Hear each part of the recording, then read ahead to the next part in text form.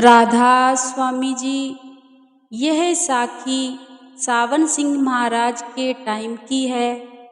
एक परिवार था जिन्होंने सावन सिंह महाराज जी से नामदान लिया हुआ था और उन्हें अपने मालिक पर अटूट विश्वास था, पर उनके घर कोई औलाद नहीं थी। इसीलिए वह बीबी हमेशा चिंतित रहती थी कि पता नहीं कौन से हमारे कर्म हमारे आगे आए हैं कि मालिक ने हमें औलाद का सुख नहीं बख्शा।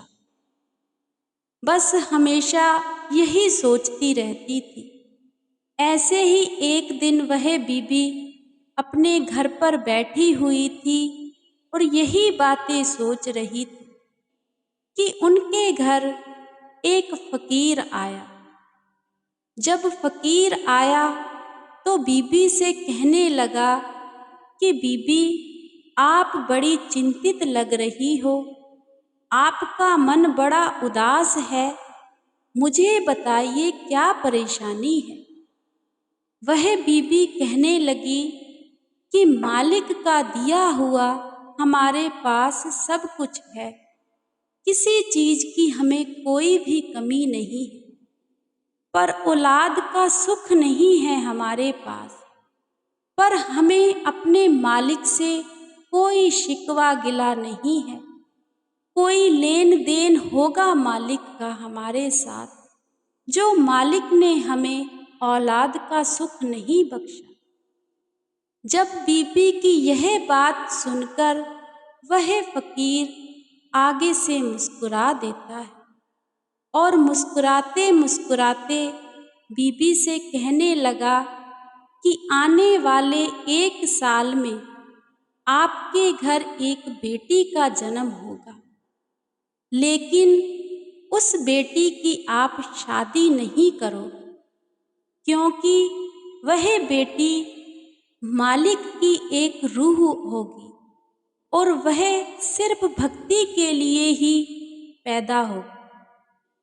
यह बात कहकर वह फकीर वहां से चला जाता है, पर बीबी उस फकीर की बातों पर ज्यादा गौर नहीं करती और अपने मालिक पर विश्वास रखती है और सोचती है कि जो होना है वही होगा, मालिक को पता है कि उसने क्या करना है।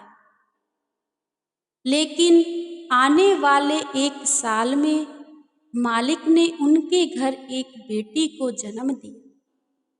जब बेटी का जन्म हुआ तो वह परिवार बहुत खुश हुआ कि हमें मालिक ने औलाद का सुख बख्शा है। अब बेटी धीरे धीरे बड़ी हुई। जब बड़ी हुई तो हर एक माँ बाप यह सोचता है कि हम अपने बच्चों की अब शादी कर दें। अब उसके भी माँ बाप यही सोचने लगे कि बेटी बड़ी हो गई है, इसकी शादी कर देते हैं। अब उन्होंने अपनी बेटी की शादी कर दी। जब शादी करके डोली जा रही थी, अभी डोली रास्ते में ही थी कि उसके हस्बैंड के पेट में दर्द होती है और वह वहीं श्वास छोड़ देता है। यह उसके ससुराल वाले देखकर बड़े दुखी होते हैं कि अभी लड़की ने हमारे घर कदम भी नहीं रखा और हमारा बेटा खत्म हो गया, इसके पैर सही नहीं है।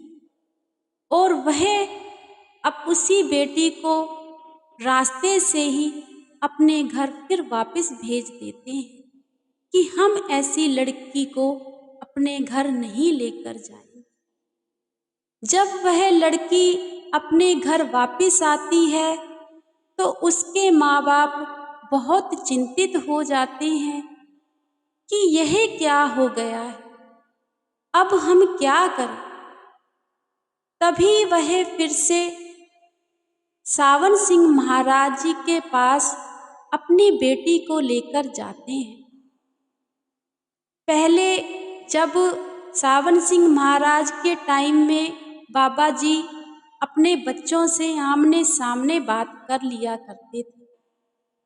जब वह परिवार वहां पहुंचा तो उन्होंने कहा कि बाबा जी, ऐसे ऐसे हमारे साथ यह घटित हुआ है। हमारी बेटी हमारे घर आकर वापस बैठ गई है, अब हम क्या करें? तो सावन सिंह महाराज जी ने आगे से कहा कि बेटा, आपको इसकी शादी ही नहीं करनी चाहिए थी।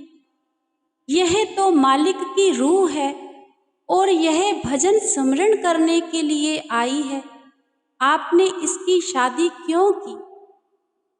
यह बात सुनकर उसके माँ बाप कहने लगे कि बाबा जी, हमें माफ कर दो, पर अब हमें बख्श लो, अब हम क्या करें?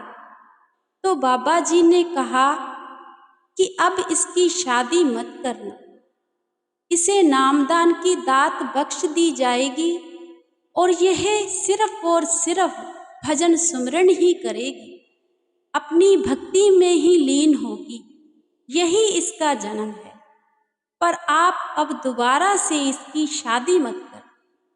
यह बात सुनकर उसके माँ बाप कहने लगे, ठीक है बाबा जी, आप जैसा कहोगे हम वैसा ही वचन मानें। अब वह परिवार जब वापस आ गया अपने घर, तो वह लड़की अपने भजन सिमरन पर पूरा टाइम देने लगी। अपने भजन सिमरन उसका इतना पक्का हो गया कि ना उसे दिन का टाइम पता चलता था, ना उसे रात का समय। बस अपने भजन सिमरन में ही लीन रहती थी। मालिक ने उसके सारे द्वार खोल दिए थे। लेकिन जिस गांव में वह लड़की रहती थी, उसी गांव में एक पीर की जगह थी, जो कि पीर जैसे ही शाम होती थी तो घुंघरुओं की आवाज आने लगती थी।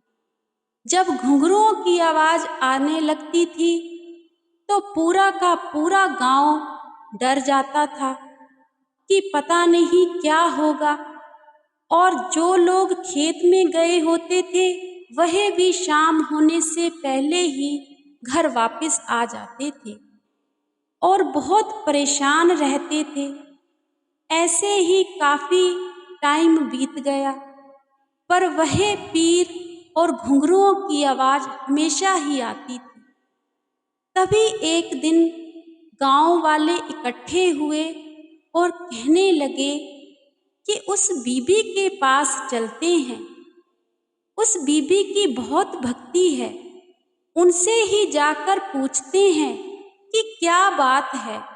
यह पीर हमें बहुत परेशान करता है और हम डरते ही रहते हैं, और हम रात को अपने घर से बाहर भी नहीं निकल पाते। अब सारे गांव के लोग उस बीबी के पास आ गए। अब उस लड़की की बहुत भक्ति थी। जब आकर गांव वालों ने कहा कि बीबी, हम बड़े परेशान हैं, हमें पीर बहुत परेशान करता है, अब आप ही बताओ हम क्या करें। तो वह लड़की कहने लगी कि आप चिंतित मत होइए, कोई बात नहीं है। जब हम इस संसार से विदा लेंगे तब यह भी हमारे साथ ही चला जाएगा और आपको इससे डरने की जरूरत नहीं है। आप जैसे भी अपना काम कर रहे हो वैसे ही करो, आप बिल्कुल भी मत घबराना। और वह गांव वाले यह बात सुनकर वहां से खुशी खुशी चले जाते हैं। कुछ टाइम बीतता है तो उस बीबी के श्वास पूरे हो जाते हैं और वह पीर भी उस बीबी के साथ ही चला जाता है। उसके बाद उस गांव में कभी भी घुंघरुओं की आवाज नहीं आई और गांव वाले खुशी खुशी से रहने लगे। तो संगत जी, यह साखी सुनाने का हमारा सिर्फ इतना ही मकसद है कि विरली ही रूहें ऐसी होती हैं जो मालिक के साथ जुड़ी होती हैं। वह खुद तो तरती ही हैं, खुद तो उनका सारा कुछ मालिक करता ही है, लेकिन जितने भी उनके दायरे में जीव होते हैं वह भी तर जाते हैं। तो मालिक का भजन सिमरन में इतनी शक्ति होती है कि वह सब कुछ सही कर देता है। तो हमें तो मालिक ने इतना बड़ा नाम सिमरन बख्शा हुआ है, तो संगत जी हमें भी इसी मेहनत से अपना भजन सिमरन करना चाहिए। तो हमें भी जीते जी मरना चाहिए, तो सब कुछ यहीं ही हमें दिख जाएगा। अगर यह साखी आपको अच्छी लगी हो तो लाइक कीजिएगा, कमेंट करके ज़रूर बताइएगा। राधा स्वामी।